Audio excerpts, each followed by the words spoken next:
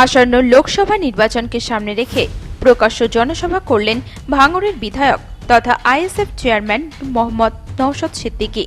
শনিবার দক্ষিণ দিনাজপুর জেলার কুসুমন্ডি ব্লকের আমিনপুর পরতলা এলাকায় এই জনসভা অনুষ্ঠিত হয়।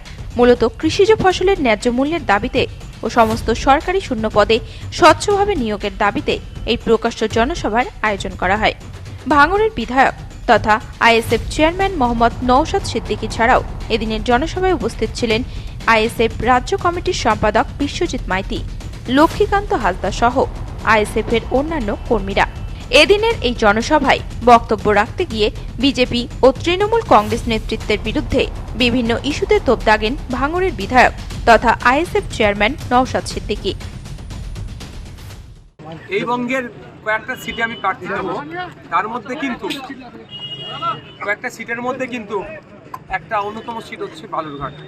কারণ বালুরঘাটের মানুষ যে লক্ষ্য নিয়ে ভোট দিয়েছিল বিজেপিকে, সেই লক্ষ্য পূরণে ব্যর্থ হয়েছে।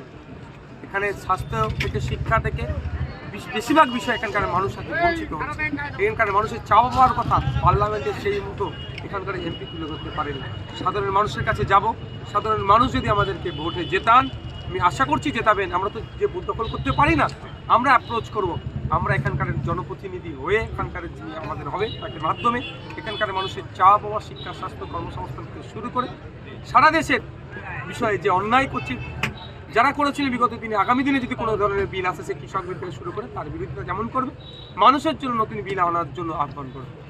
বালুরঘাট ছাড়া উত্তরবঙ্গের কোনগুলো করবেন? আরও বেশ কিছু সিট আছে, দেখুন আমাদের ঘোষণার অপেক্ষায় আছে, একটু অপেক্ষা করুন। আপনারা কি এককভাবে লড়বেন না কোনো রকম ভাবে জোটের সঙ্গে? দেখুন, আমরা অবিজেপি তৃণমূল যারা আছেন প্রত্যেকের কাছে আহ্বান করেছি, আসুন আমরা বিজেপি এবং তৃণমূল এই বিজেমূলকে আমরা পরাস্ত করি। বাংলার জনগণও কিন্তু প্রস্তুত নিয়েছে এই বিজেমূলকে পরাস্ত করতে, কারণ বিজেপির খেলা তৃণমূলের খেলা বাংলার মানুষ ধরে নিয়েছে। যখন যার প্রয়োজন হচ্ছে নেতা অদল বদল হচ্ছে, প্রয়োজন মিটে গেলে আবার যার ফিরিয়ে নিয়ে আসছে। এর পাশাপাশি এদিনের এই জনসভায় নওশাদ সিদ্দিকীর হাত ধরে প্রায় 50 জন তৃণমূল, বিজেপি ও সিপিএম ছেড়ে আইএসএফ এ যোগদান করেন। কুসুমন্ডি থেকে দিলদার আলীর রিপোর্ট, নিউজ টুডে।